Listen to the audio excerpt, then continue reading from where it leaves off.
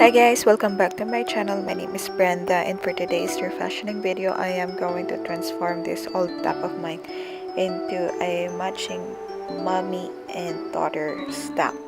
And if you want to see how I did it, please keep on watching and see you in my next video. Bye!